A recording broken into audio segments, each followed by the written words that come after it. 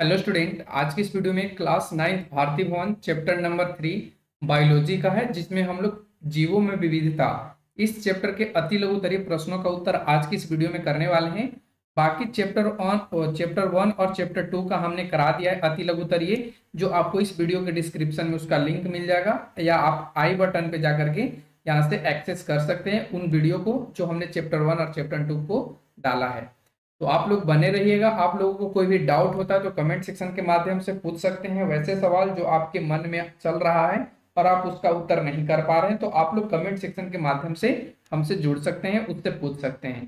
तो चलिए आज की इस वीडियो में यानी जीवों की विविधता के जितने भी क्वेश्चन है अति लघु तरीका जो आपको स्क्रीन पर भी दिख रहा है, इन सभी क्वेश्चन का आंसर आज की इस वीडियो में सटीक तरीके से करते हैं। तो चलिए फर्स्ट क्वेश्चन आपके स्क्रीन पर आता है, जिसमें आपसे पूछा गया है कि जीवों का वर्गीकरण क्यों जरूरी है। तो जीवों का वर्गीकरण क्यों जरूरी है, जब आप इस चैप्टर को पढ़ रहे होंगे तो आपको समझाया गया होगा कि जीवों का वर्गीकरण इसलिए किया गया क्योंकि बहुत से जीव ऐसे हैं जिनको एक जगह नहीं रख सकते हैं, एक कैटेगरी में नहीं रख सकते हैं। ठीक है, यानी हम लोग अपने अध्ययन को करने के लिए, अपने पढ़ाई को अच्छा बनाने के लिए, सटीक बनाने के लिए हमने क्या किया, जीवों का वर्गीकरण कर दिया।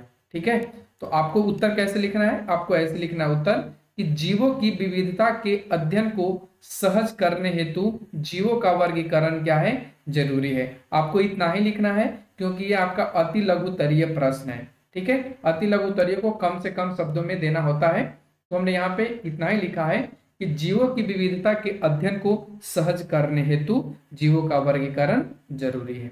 ठीक है, हम आपको डिटेल में समझाएंगे, बट लिखना आप लोगों को शॉर्ट में ही है। अगला क्वेश्चन आता है जिसमें पूछा गया है वर्गीकी के जनक किसे कहा जाता है, या आपको कहीं कहीं यह भी लिखा जाएगा कि वर्गीकी के पिता किसे कहा जाता है। तो आपको ध्यान रखना है वर्गीकी मतलब क्या होता है। तो जो वर्गीकरण किया गया है ना, ठीक है, जो वर्गीकरण किया गया है ना, उनके बारे में बात किया जा रहा है कि वर्गीकी का जनक किसे कहा जाता है। तो इस प्रश्न का राइट आंसर क्या बनेगा, कैरोलस लिनियस। आप लोग कमेंट सेक्शन में बताइए कि कैरोलस लिनियस जो है वो कब से कब तक, यहाँ पे कब से कब तक आपको देखने को मिलेगा इस बुक में, जो आपके बुक है भारतीय भवन बुक, उसमें आपको बताइए कि जो वर्गीकी के जनक हैं कौन, कैरोलस लिनियस, ये कब से कब तक किए हैं। ठीक है, ये आपको टाइम बताना है जो आपके बुक में दिया गया है। ठीक है, तो अब बढ़ते हैं आगे के क्वेश्चन, अगला क्वेश्चन पे।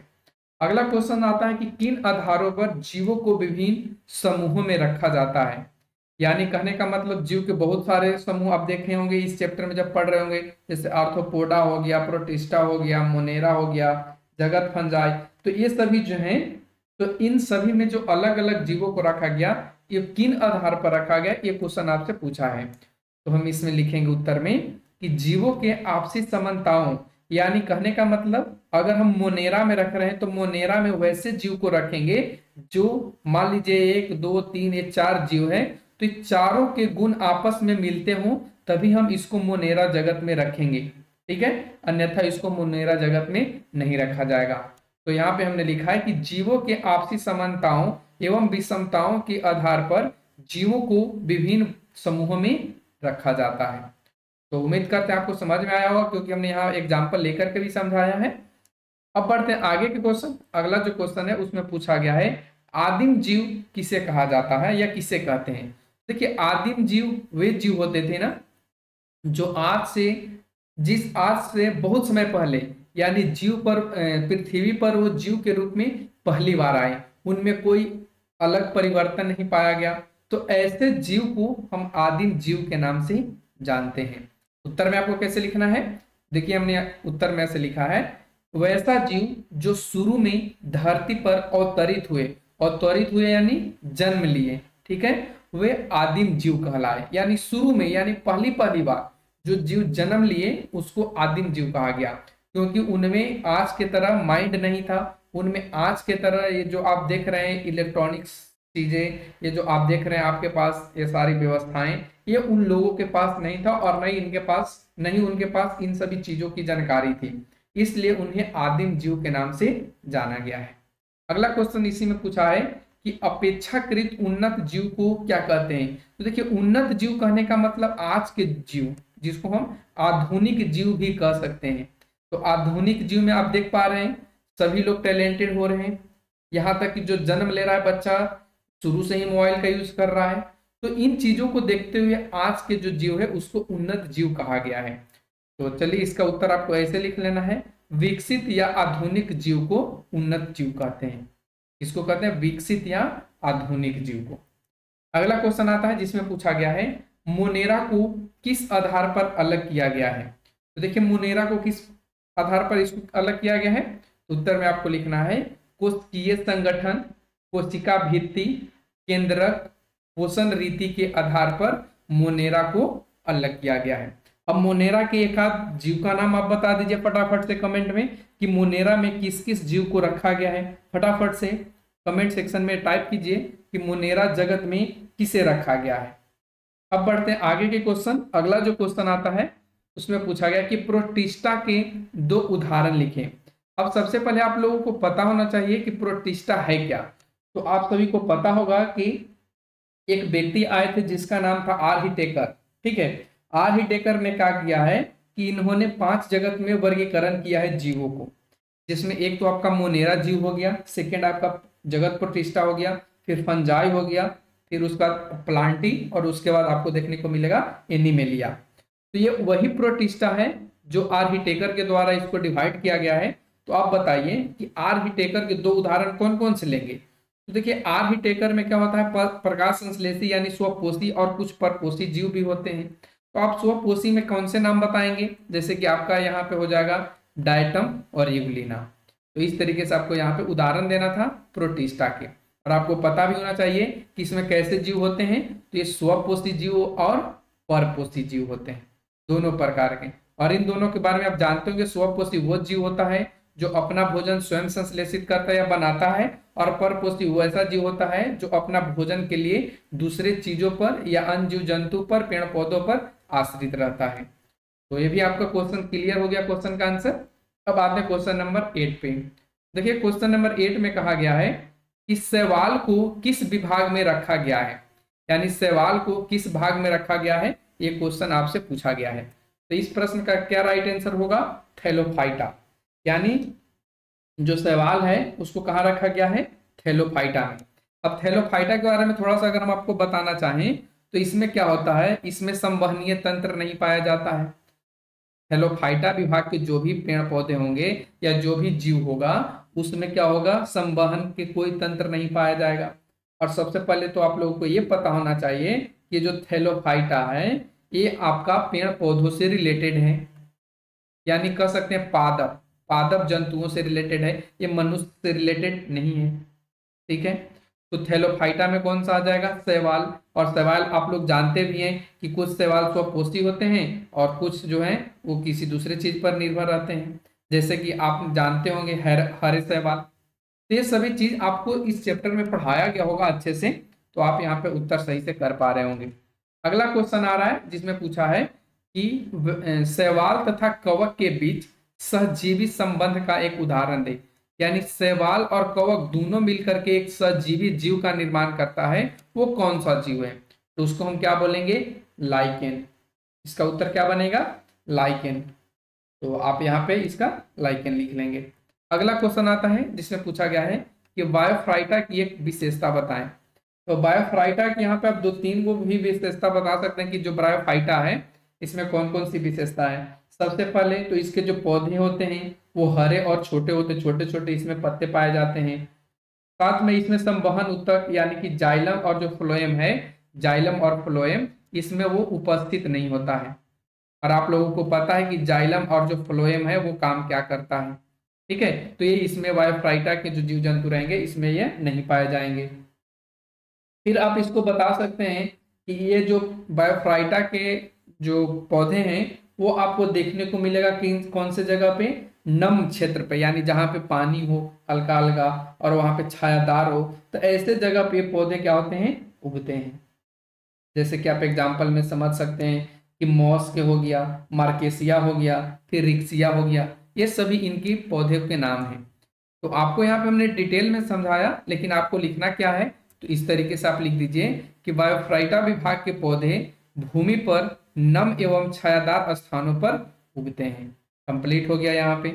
अब हम आते हैं क्वेश्चन नंबर 11 पे, जिसमें पूछा गया है कि जो संघ पोरिफेरा है इसके दो उदाहरण दीजिए। तो देखिए पोरिफेरा को बहुत तरीके से डिवाइड किया गया है। जैसे कि पोरिफेरा जो है वो आपको फाइलम में आता है, ठीक है, किस में आता है, फाइलम संघ में आता है। कभी कभी आपसे पूछ भी लेगा कि जो पोरिफेरा संघ है वो किससे संबंधित है, तो आप बता सकते हैं कि ये फाइलम संघ से संबंधित है। अगर ये भी आपसे पूछ ले कि जो फाइलम है ये किससे संबंधित है, तो आप बताएंगे एनिमेलिया से है। और एनिमेलिया क्या होता है, जैसे कि हम जंतु, हम मनुष्य, ये सभी एनिमेलिया में आ जाते हैं। तो ये आपको पोरिफेरा के बताना है। तो पोरिफेरा के दो उदाहरण आप कौन कौन से बताएंगे, तो एक आप साइकन बताएंगे, एक हाइलोनेमा बताएंगे। क्या बताएंगे, एक साइकन और दूसरा हाइलोनेमा। तो आपको ध्यान रखना है, ऐसे भी और भी इसमें हो सकता है। और आपको यह भी पता होना चाहिए कि इसमें जो प्रजनन होता है पोरिफेरा में वो मुकुलन विधि के द्वारा होता है। हमें सभी चीज क्यों बता रहे हैं, क्योंकि हम तुरंत ही इस चैप्टर का ऑब्जेक्टिव क्वेश्चंस भी कराने वाले हैं, इसलिए आपको ये सारी चीज याद होनी चाहिए। तब आप जितने भी ऑब्जेक्टिव क्वेश्चन रहेंगे उसका आंसर आप लोग खुद ब खुद करते जाइएगा। अब आता है क्वेश्चन नंबर नेक्स्ट 12 नंबर, जिसमें पूछा गया है कि दो समुद्री जंतुओं, एक आपको मत्स्य वर्ग के बताना है और सेकंड आपको इकाइनोडर्मेटा के बताना है। ठीक है, किसका, इकाइनोडर्मेटा, और एक आपको मत्स्य वर्ग के बारे में बताना है और जंतु के नाम लिखना है जो समुद्र में रहते हैं। तो हमने उत्तर में देखिए एक तो लिखा है समुद्री घोड़ा, जो समुद्री घोड़ा है, और आपको पता होगा समुद्री घोड़ा किससे संबंधित है, तो ये आपका मत्स्य वर्ग से है। और तारा मछली की बात करें तो इकाइनोडर्मेटा से संबंधित है। आप लोग पढ़े होंगे इस चैप्टर में, जो इकाइनोडर्मेटा है, एक इकाइनोडर्मेटा के उदाहरण है तारा मछली, और जो मत्स्य वर्ग के है ये समुद्री घोड़ा है। अब मन में चल रहा है कि समुद्री घोड़ा कैसा होता है, तो आप लोग इस चैप्टर को पढ़े होंगे तो आपको बताया गया होगा कि जो बाहर की घोड़ा है वैसे घोड़ा नहीं होता है, ये समुद्री जो घोड़ा होते हैं वो समुद्र में रहने वाले होते हैं। ठीक है न, उसका चार पैर हाथ वगैरह ये सब नहीं होता है। तो ये आप दोनों नाम याद रखेंगे, समुद्री घोड़ा और तारा मछली। अगला क्वेश्चन आता है जिसमें पूछा गया है कि नम मिट्टी में पाए जाने वाले एनिलीडा का नाम लिखें।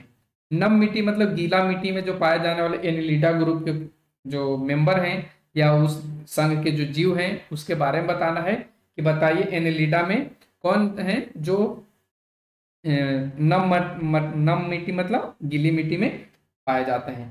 तो इसका उत्तर आप क्या लिखेंगे, केचुआ। और केचुआ तो आप सभी ने देखा भी होगा, ये गीली मिट्टी में ही रहता है यहाँ पे, तो आप इसको बताएंगे केचुआ। अगला क्वेश्चन आता है जिसमें पूछा गया है कि एक स्वतंत्र जीवी प्लेंटी हेलिमिन्थीज, देखिए ध्यान रखेंगे थोड़ा बोलने में दिक्कत हो रहा है, प्लेंटी हेलिथमिन्ज, प्लेंटी हेलिथमिन्ज का नाम लिखिए जो स्वतंत्र जीवी है। तो इसका उत्तर क्या लिखना है आपको, प्लेनेरिया। प्लेनेरिया एक ऐसा है जो प्लेंटी हेलिथमिन्ज का है और ये स्वतंत्र जीवी है। तो इस तरीके से आपको यहाँ पे आंसर हुआ। अगला क्वेश्चन पूछा गया है क्वेश्चन नंबर 15 में, जिसमें पूछा गया है उपसंघ वर्टिब्रेटा की एक प्रमुख विशेषता बताएं। तो बताइए यहाँ पे क्या होगा उपसंघ वर्टिब्रेटा।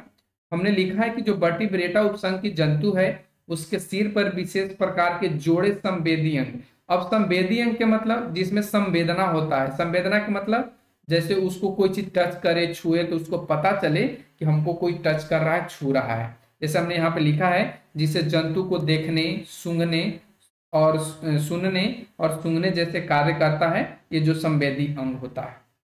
ठीक है, तो ये किसमें होता है, उपसंघ वर्टिब्रेटा में। तो उम्मीद करते हैं सारे क्वेश्चंस का आंसर आप लोगों को समझ में आ रहा होगा और आप लोगों को यहाँ पे कोई दिक्कत नहीं हो रहा होगा। अगर फिर भी आप लोगों को कोई दिक्कत होता है तो आप लोग कमेंट सेक्शन के माध्यम से पूछ सकते हैं। अब पढ़ते हैं आगे के क्वेश्चन।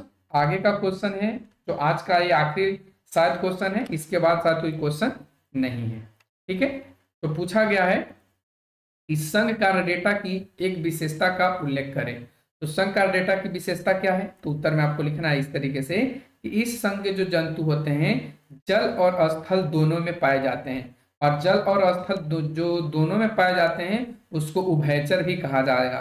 तो ऑब्जेक्टिव क्वेश्चन यहाँ पे बन सकता है कि संघ कार्य डेटा के जीव निम्न में क्या होते हैं, उभयचर, जलीय, स्थलीय या इनमें से कोई नहीं। तो आप यहाँ पे बताएंगे उभयचर। तो हम यहाँ पे ऑब्जेक्टिव क्वेश्चंस भी आपको कराएंगे, आप लोग बने रहिए। अगर आप लोगों को जल्दी ऑब्जेक्टिव क्वेश्चन चाहिए तो आप लोग सभी कमेंट में लिखिए कि हाँ मुझे जल्दी ऑब्जेक्टिव क्वेश्चन कराया जाए, तो हम बहुत जल्द ही आपका ऑब्जेक्टिव क्वेश्चन करा देंगे। तो आज की वीडियो में बस इतना ही। Thanks for watching, take care, bye bye. अगर आप लोग चैनल पे नए तो चैनल को सब्सक्राइब जरूर कर लें।